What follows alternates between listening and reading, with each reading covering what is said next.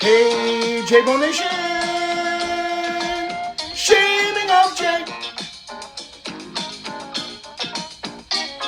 He's not a dopey dumb bitch. He gets laid. The court jester. The court DJ. It's time to dive into the case. To the case.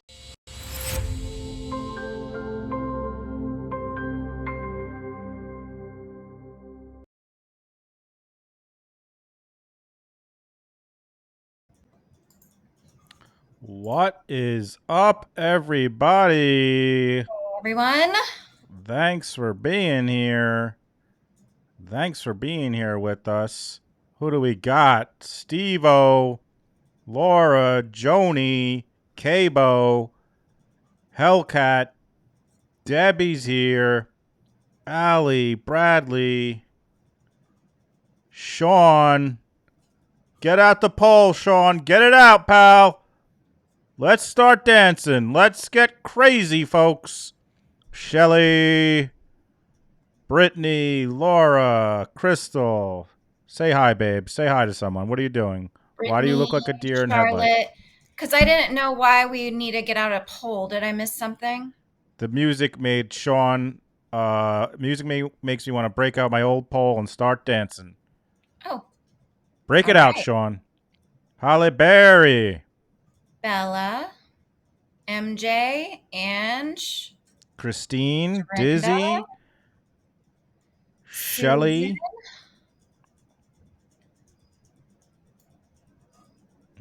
Afy, Liz, Merrill, Mandy, Dizzy, Janet. Thanks, everyone, for being here. Todd, Bugapoo. Argument in another channel. Uh-oh. Hey-oh. Debbie. I just don't see any of these comments. You don't see the comments? Auntie Lisa, hello. Thanks for being here. Michelle H. R. Whip. Who just said I eat like a child, I hate steak? Because that's correct. I do eat like a child. I'm a grown-ass man, baby. Give me the chicken tenders. Yes, Sean B., the pretty woman is my wife. If she was a dinosaur, she would be Babosaurus Rex. You know what I'm saying, babe? Hi, baby doll. Oh, found us through Mac. That's amazing. Well, thanks for being here, baby doll. Hey, We appreciate it. We're glad you're here. Everyone say hi to baby doll. Welcome, welcome. So actually, my first time of really getting to know your food preferences was when you invited me to a wedding. And so I came to Long Island from Kansas for this wedding. And we had to, prior to the wedding, you had to choose from the menu of what, this was a swanky wedding. Now, I mean, I'm from Kansas. Weddings are typically like in a church. You wear like a floral dress to go to the wedding. You give them like a $50 gift card, maybe if you're family, maybe a little less than that if you're not family. And like you might have some keg beer, and maybe there's champagne toast for like the wedding party. But anyway, we went to this. I was not prepared in many ways. But before we go, we're to make a menu choice. And I mean, I was like blown away immediately because I was like, oh, whoa. Like I could have steak, I could have chicken, like, and everything sounded delicious. And I was like, I really don't care. Just choose anything. And Jay wanted his friend to contact the friend that was having the wedding and ask for a children's menu for him, because there was nothing on the adult menu that he would eat. So we got an adult meal for me, and Jay got chicken tenders. for Is that himself. true? Is that a true story? Do you just not have any Did I get memories of chicken it? tenders? Did that really happen? Yeah. This is Tim's wedding? Yeah. I mean, I don't think you had chicken tenders. I think it was some sort of plain chicken. No, that never happened. That did You not got happen. like plain something. No, that couldn't have happened. I would have not asked that. I mean, that sounds like something I would do, but I don't think that happened. Hi, Melissa. Hi, Hi. Emily. Hi, Ash. Ash. I don't know if they actually like you actually asked, but you asked someone to ask. Oh, all right. That might have happened. I don't know. Yeah, you didn't ask. Hi, Kelly. Someone said Jessica Ferguson was in the chat. Sounds like that reminds you of someone else in your family, babe. Yes. They're talking about Sloan. Yeah. That's Jessica. That's Miss Jessica. She used to be our nanny. And Hey, Sarah. she's Ledger's nanny now. But yeah. Speaking, I got a story about this wedding. First of all, babe, I feel like you're a little bit. I think you gotta move. Can you move? Is it no good? I don't know which way to move though to be Yes. Mm-hmm. No. okay. Yeah.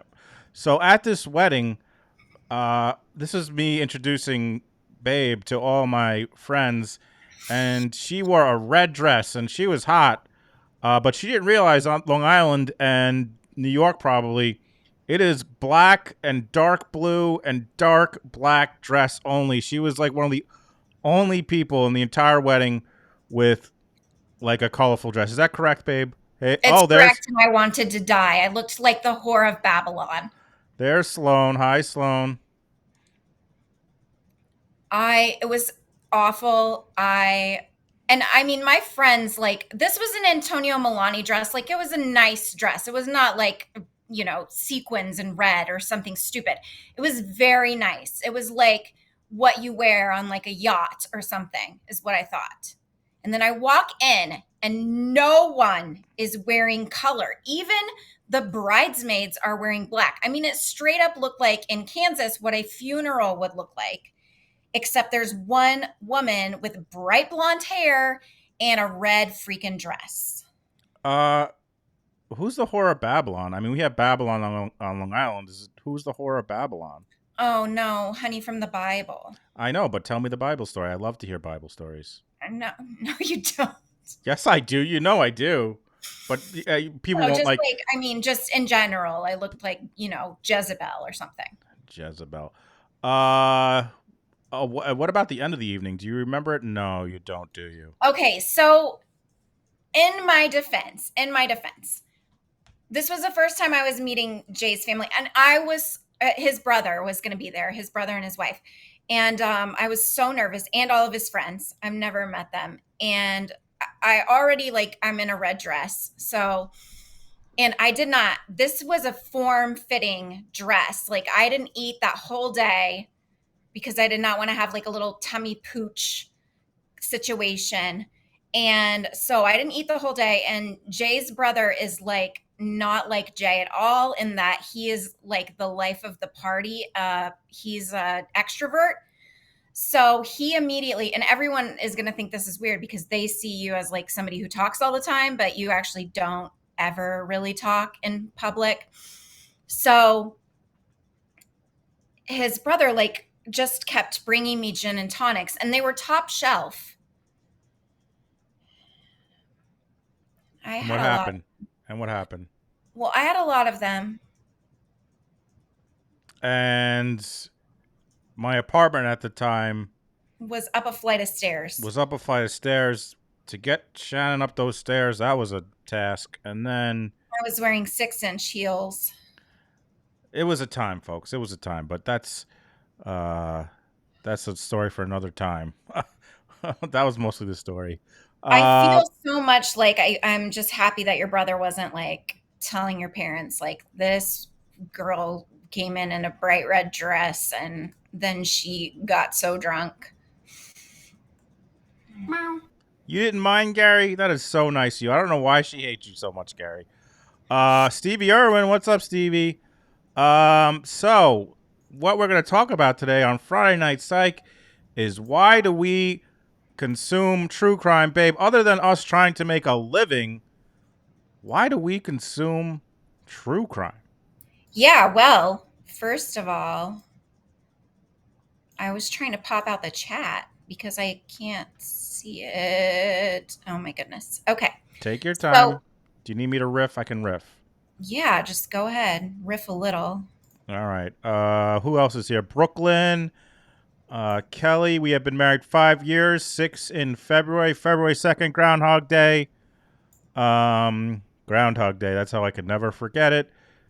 Married at Town Hall. We just talked about that today. For the Oh, folks you who are, did? yeah, because we almost went, babe. We almost went to a wedding. One of the live streams, the judge was a wedding, and we started to see them get ready, and then they stopped the stream. We got married at Town Hall, and then we went to Okanee Diner. For folks from New York or Long Island might know the Okanee Diner, which was right by it. Have I stalled enough? Are you ready? Yeah. I'm definitely going to post a photo of us from that wedding on Instagram. So the people that have seen like our wedding, now you'll get to see that I wore this red dress. I have photos from that. So you'll get to see that. And Jay had like a different facial hair situation going on. What I have? I think you had like a goatee. Mm. Hey, Sammy. Thanks for being So here. yes, I had the flu at our actual wedding. That's true. Influenza A. It was not a joke. It was so bad. Anywho, true crime. Hi, That's Miss why we're Krampus. here. Yeah. Why are we all? Why do people? Why do people watch true crime, babe? Right? So anyway, I think I heard you talking in probably nothing hour, but can you kind of give the people why you began to watch true crime? I sure can. I did not watch true crime ever. Shannon watched true crime since OJ. And then one day, and the reason that we're all here right now, don't be surprised, Sarah. My Avi has a goatee. The reason we are here right now is because Shannon's like, hey, let's check out this documentary on HBO called Low Country about this family from South Carolina, this lawyer. And we watched it and it blew my mind. And then I tweeted the trial. But that's how I got into it. In fact, isn't it true that before you saw that documentary, you maybe poked a little bit of fun at me and even said, "Can we have one Christmas without murder?" That sounds like something I probably said, yes. Yeah, because I Thanks, was Melissa. talking about murder on Christmas. So, anywho, I wanted to research this topic, and turns out there is a lot of research about this exact topic from many different sources. And there are many different theories on why we like true crime or why it resonates with us. And so I took a little sample from all the things, and I'm just going to go through some of them tonight. And you can tell us in the chat if this reasoning resonates with you, or if you're like, no, that's not why I watch it. But Also, should we have folks put in the chat what was the first case that got them into true crime? absolutely, I Throw, always like to hear that. I wish people wore it on like a name tag around. or should we wait that till the end where we talk about it, or should we just do it now since I just said it? Yeah, you can do it now. I seriously, I think there should be like some sort of a little like, I would know people. I'd be like, oh, there's the John Bonet people. What's your theory? You know? Throw it in the chat. What was the first case that got you into true crime? OJ from Shelley. The owl for Kelly. Oh boy. Kelly. It's okay, Kelly. Wow. I'm a noob too, Stevie. I'm a noob too. Dahmer, OJ. The question was, what case got you into true crime? Casey Yeah, Anthony. Casey Anthony. BTK. Oh yeah. Michael Frank. OJ. Law Nerd Bohemia. Amber, we are about the same age. That was my. Alec with Brad. I mean, I do remember watching the Menendez brothers trial before that, but I was really into the OJ trial. My mom would VHS record it while I was in school. And then we would watch those parts when I got home from school after we watched what was still on, because it was in California and we were in Kansas. So we still had some time. Very interesting. All right, go ahead, babe. All right. So here are some reasons that some folks have theorized. And now I'm not just taking these from like blogs. I actually my sources are Psychology Today, Discover Magazine, the BBC, a couple of studies from sociology, from social psychology and personality science, and the podcast Consumer from 2019, which is a statistical stuff. So I just wanted to tell you, I wasn't just, quoting my own blog or something. But the first and somewhat, why am I like so off to the side? There we go. Okay. The first and somewhat obvious thing that came up a lot was that evil fascinates us. Okay. Yeah, that was like the lamest reason. And I mean, that's a decent reason, right? But it's sort of lame. Why is another. Yay, Dara, you have this shirt. This is from Bob. I forgot to even say this. My shirt is from Bob's podcast. Bob Mata, Defense Bob Mata's Diaries. Podcast. My podcast advised me to tell you to come back when you have a warrant. And my shirt. From Publicly Steve. buzzed, baby. My beautiful boys. It's all of our friends. We're gonna portal right into their stream tonight. It's gonna be off the hizzle at 10:30 with Lisa Rybakoff. Gonna be good. God, babe, sorry. It's okay. So, one thing that I think that we all think about during trials, and one thing that is all the pundits and all the things are that we want to find out why a killer kills. Jurors are obsessed with motive. Every single defense attorney will say that, like the juror needs to know the motive. So you've got no motive, so you've got reasonable doubt, that kind of thing. So that was the psychology of why the killer kills. That's a lot of the reason that big body counts like serial killers are really interesting to us, because they didn't just kill one person. Like, maybe we can wrap our mind around that, but they killed many people. And when they kill random people or people for a reason that we are not sure of, like they don't have a relationship with them that is outwardly obvious. So that was one. Another thing was that now we have 24/7 news content. So that is why we consume much more true crime than we ever have before, because, they weren't really doing a ton of true crime on the 6 p.m., 9 p.m. news or 10 p.m. news, when it was just the newspaper and just those media forms. Babe, what are you looking at? I'm looking at the chat, and also that I've been advised maybe we should slow it down a tad. But keep going, babe. Keep going. Slow the chat? I'll do it. You or keep slow going. My voice? No, the chat. I got it. Okay. You go ahead. Gotcha. Okay. So, next idea. These first ones I'm throwing out, I feel are fairly obvious. I have a little more thought to some of these later theories.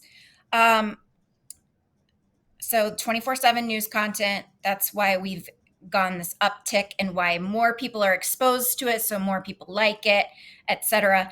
There's also the idea of the train wreck theory, like you see something you just cannot look away from because it maybe engages your fight or flight, and you need to work out and engage with what's going on.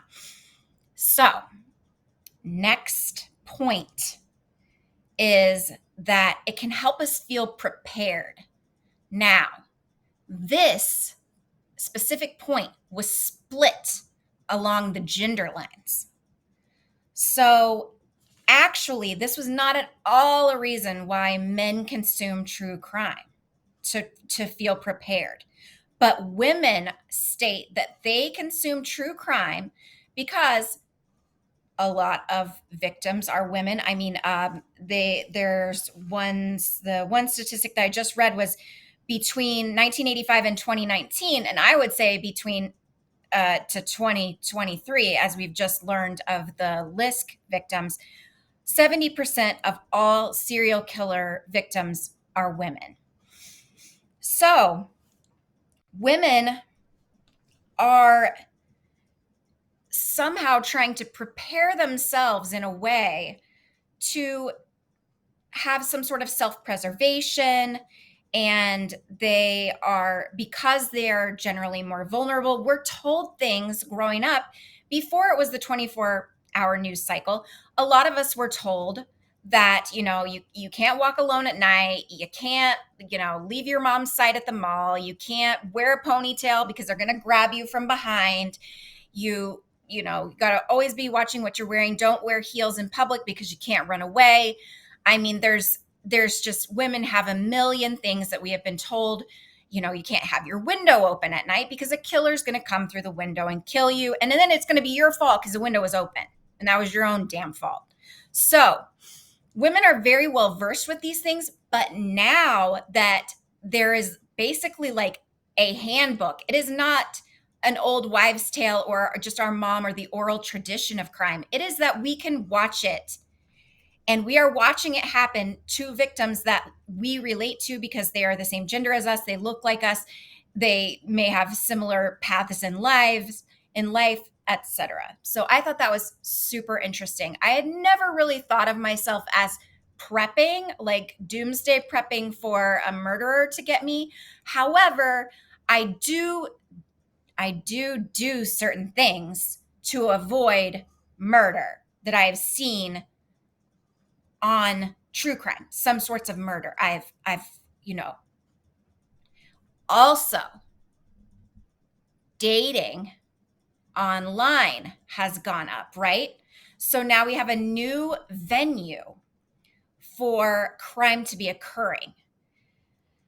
And because of that, that's another reason that women are trying to kind of vet what's going on, because it can be very unsafe to date online. And we have all these things like the Tinder swindler and the Craigslist killer and Sad boy. Sad boy? Remember Sad boy. Sad boy was from, what was he from though? He was from OnlyFans. But I mean, we all also know plenty of people. If you're a woman and you've been on the internet, you've most likely been stalked on Twitter or Facebook or Instagram or something, or maybe not to the textbook definition of stalked, but definitely harassed by men on the internet. So that's another fascination for us. Hey, Natalie. Hey, Dave. Sorry. Keep ourselves safe on that. Yes, my love. I was just going to say one other thing you have now to keep yourself safe is mace from our boy Donnie, who's not here right now, but now you got some mace. So I put it on my keychain immediately. I used to carry pepper spray all the time, and I hadn't for a while, and then our sweet angel Donnie sent me some, and now it's on my keychain and it's ready to go because I will mace a motherfucker if he tries it. So anyway, now the next thing is that there was a lot of science about that there's an evolutionary benefit. So there were a lot of evolutionary people that like wanted to get their 2 cents in, and they thought that we are drawn to this because of the whole hunter-gatherer thing. They bring it way back. They're like, you have to keep yourself and your what's the word? For your little group. Your group of people safe. Your family, your clan, Zone whatever. 7. Your coven? Zone 7. Your Zone 7? Oh, there's another thing about me that you guys don't know. I don't hear very well. So Sometimes, Jay says zone 7, I say coven. But No, Shan's not gonna mace me for funsies, Holly Berry. no. Tribe, that's good. Tribe. Yes, exactly. So they were really, these evolutionary scientists, they wanted to throw their hat in the ring, and that was their big theory, was that there was this evolutionary benefit, because it plays murder, rape, and theft all played a significant part in human society since forever. So they postulated that. Now, this one, I think I have a little bit of this in me, that you can consume true crime at a safe distance. So you have distance from the actual crime, and you're safe. You're consuming it. You're behind the TV. You're watching it. You got your Netflix, whatever, and you're somewhat glad you are not the victim. Which, I mean, it's sad and it can hinge on exploitative, but you are somewhat glad, especially when you think about maybe close calls that you've had in your lifetime with some unsavory people that could have turned out different for you. Oh no, Auntie Lisa, I'm hard of hearing. I don't just not hear Jay. I don't hear my kids either. Or really anyone. So that was also interesting to me, because it was like, okay, we have a little bit of like pride, maybe, that we have escaped certain situations in our own life. Sean B just wrote in the chat, like waking up from a bad dream. That is a great analogy. Exactly. It's something that's like safe for us to explore in our minds, but it's not really happening to us. So we also, interestingly, are glad that we are not the perpetrator. It helps us to feel, it reinforces our moral clarity. So sometimes we watch these things and we are sort of like, well, I'm not that bad. I may be a son of a bitch, but I have never murdered my wife. So I think that one was truly interesting as well, because it's not just that we're like, oh my gosh, I'm so glad I didn't get murdered, but it's also like, man, I've been real pissed before and I'm real glad I didn't murder. What do you think about that one? I liked how you said my wife. It kind of was like my wife. I liked how that's what I was. My beautiful, brilliant wife is trying to make a point here, and all I could think of, she said my wife, and I'm like, my wife. Go ahead. I'm sorry. It's okay, honey. And now I'm looking for that clip, but I don't think I have it. I thought you did. Let's see. I have this. You have the chair. I have a chair. I don't think I have my wife, but that's what you're dealing with here, folks. That's what you're dealing with here. So go ahead, babe. I'm sorry. All right. So MJ needs that shirt. MJ, if you need that shirt, you can get it from Bob Mata's website. Linktree, Bob O'Pedic, go to Defense Diaries. There's where you can get his shirt. Yeah. And it's cute on the back too. I don't know if I can it's got the big Defense Diaries logo on the back. And this is the one he has one that's a little different. And this one is called For People Who Don't Like Punctuation. And I was like, I don't know. I like the design of it. I don't know about the punctuation, but I like it. So next point this one is one that I definitely relate to. And I've seen some people talking about it in the chat. So I think they do too. Ledgehammer What's up, Ledger? Hi, Ledge. That's my nephew. He's 11. He just started his first day of 6th grade, was last week. All right. So Before you go, babe, before you go on, Ledger also has a sick ass dank, some may say dank, YouTube where he does football clips, sports clips. If you're not following Ledgehammer, check him out, folks. Sorry, babe. Go There ahead. he is. His link is in the chat.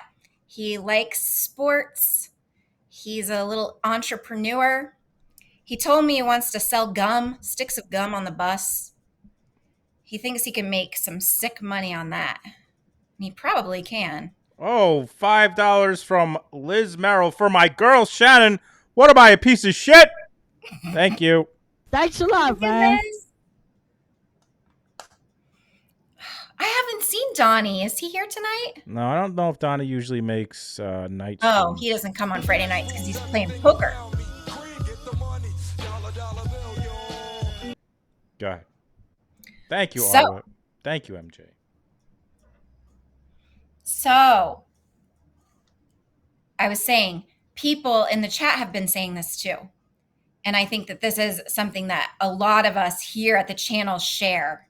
And that is that we have a sense of purpose with true crime because we are solving a mystery.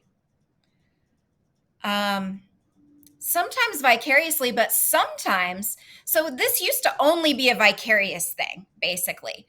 But now that crime has been solved more by crowdsourcing than it ever has in all of the history of the world, that is being reinforced so positively that we see these things getting solved by armchair detectives and Redditors and whatever, like maybe you watched Don't F with Cats.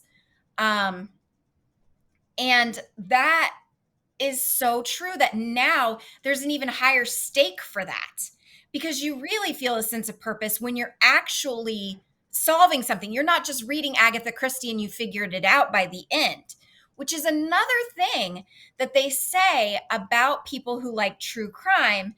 They may enjoy suspense and thriller and those types of books or whatever, but they typically like true crime even more because it actually happened. And so it reinforces so many of those feelings of like, wow, this could really happen. So it's not just happening in your mystery book. It actually happened to someone. Phew, it didn't happen to you. Phew, you didn't commit the murder. You're not in jail. I don't know about you guys, but have you ever dreamed that you like you're with a body and you are like, oh shit, like I guess I murdered this person and I'm gonna have to solve this, like what am I gonna do? $20 from Missy for Shannon absolutely killing it tonight. Oh, I mean, clearly I need to have Shannon on more to pay the rent. Thanks a lot, man. thank you, Missy. Thank you. So I was thinking that is so that is like something where my subconscious is actually doing the reinforcing of moral clarity. I have these dreams where I'm like, holy bananas, here's a dead body and I think that I'm responsible for it and now I've got to figure out what I'm going to do with it. I'm always so happy when I wake up and Jay is still alive. Always. Mm-hmm. You're not always the dead body. But anywho, so the reinforcing nature of solving a mystery. Now, that is just, to me, I think, one of the main reasons that true crime and podcasts and every form of true crime is going to continue, is because honestly, it's not even a false sense of purpose. It's not even silly. It's actually very well needed. If you read some of the things from Joe Jackalone, if you read some things from, if you listen to Mac on her podcast, people that are willing to dig in and research are needed. There are just not enough paid investigators to solve every single crime that we have in America or the world. So it's not even a silly sense of purpose. It's an actual, you have so much merit for wanting to do this. So pat yourself on the back, because that is something that is still needed, and it is a purpose that is worthy. So that made me happy to discover. While you were discovering that, Holly Berry, $25, all caps, macing for funsies.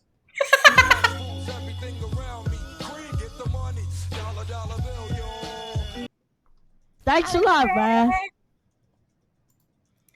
So now I've still got a few more, and then I know we're gonna do our giveaways. So, but I still have a few more. I have some more. Keep going. Okay. They have studied this, and the adrenaline that you feel is akin to riding a roller coaster, because you're scared, but in a controlled way. You're not really scared you're going to die like on a roller coaster. Well, I would be, because I don't like roller coasters at all. But you are fairly sure that you won't die. So that is an addictive. Oh, Kerry Rawson's in the chat. Kerry, we love you, and we think you're a fucking warrior. You are awesome. Thanks for being here, Kerry. Go ahead, babe. I'm There's sorry. our hero. She's here. All right. So you have an adrenaline rush, which, as everyone knows, adrenaline rushes can be addictive. And that can be why we continue to seek out the same rush again. Maybe you ride roller coasters all over, over and over and over. Or maybe you watch true crime documentaries because you want to feel that rush of being a little scared and it's creepy. But then the narrative structure of it is that it's solved at the end, or you feel like you're solving it. So you get, you come down from the adrenaline. So you're scared in a safe way, basically. Now, another thing that was theorized is that it helps you manage your own fears. You can begin to process things. Now, a lot of people who are worriers do this. A lot of my clients would tell me this when I had group therapy, that they would worry about things so that they would be prepared for the worst. They're always prepared for the worst. They're happy that it doesn't happen.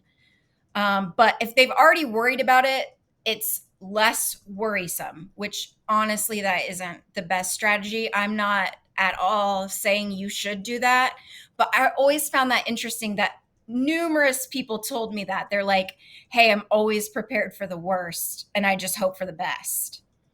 So true crime can somewhat be something where we are kind of working through our own fears, our own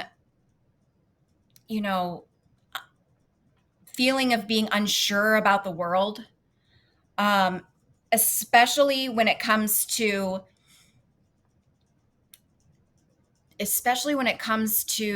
people that are in trusted positions of power that are now being, brought in for crimes and things like that. That can be very shocking and jarring to us. And so we need to have some time to process. Shelly just gave an awesome tip for anybody that is in the chat.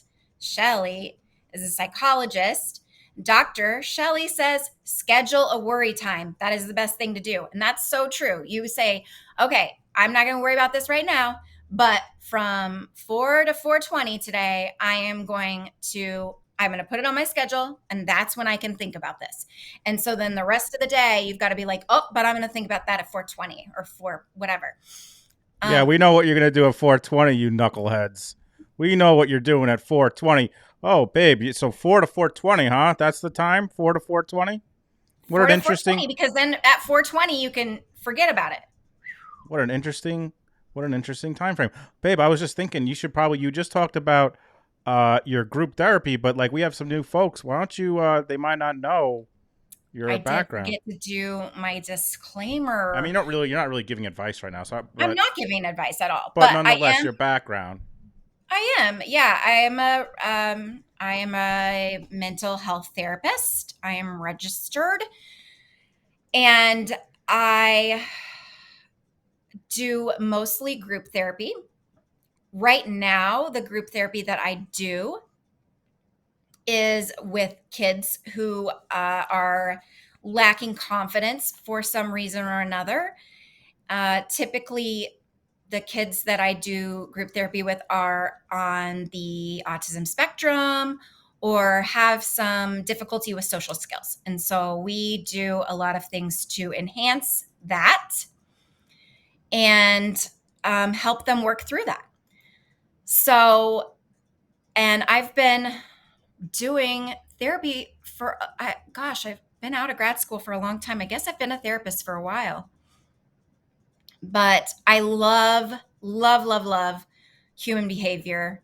And I love helping people discover things about their own behavior. And my own therapist helps me discover things about myself all the time. And so I hope that I am equally helpful to the kids that I work with.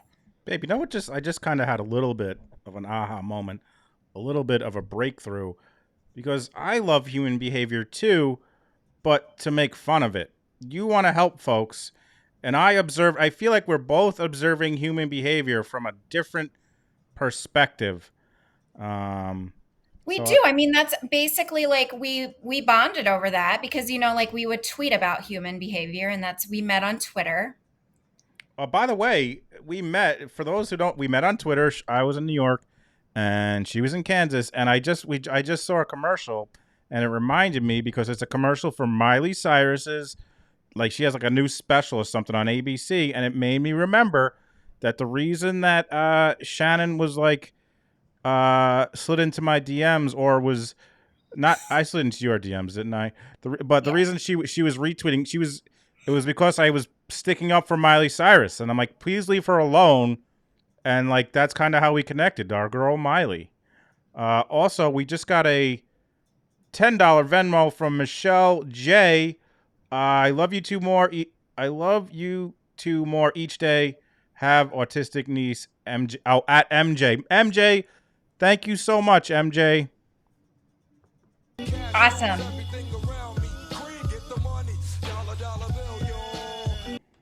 Thanks a lot, man. So go ahead, babe. Sorry. Of course. So then there's one more from the article, and then there's my thoughts, and then we can do our giveaway. But the one last thing was something that Mac was talking about the other night, which was and Bob talks about as a lawyer, which is that there is something that connects us all as humans, and that is that we like stories. Since the dawn of human time, they sat around a fire and told a story. And that is why true crime is ultimately a story about another human that really happened. And we want to know it, especially if it's a good story. That's how I got you to watch the Murdaugh documentary. Was I basically told you, like, you're never going to believe this. You're never going to believe that all these things happened with this family and they have all this power, and you're going to be so shocked. And so I think that obviously is true. There's also somewhat of a narrative structure to true crime that we expect. And so it can be comforting almost. I hear some women say that they fall asleep to true crime podcasts.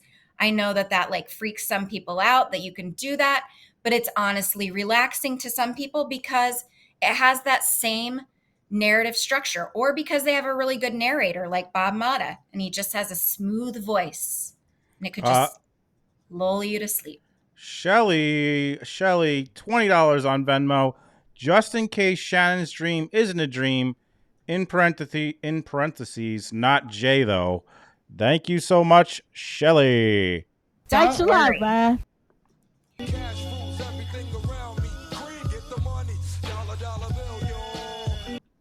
Thank you very much, sir. You're a gentleman and a scholar. All right.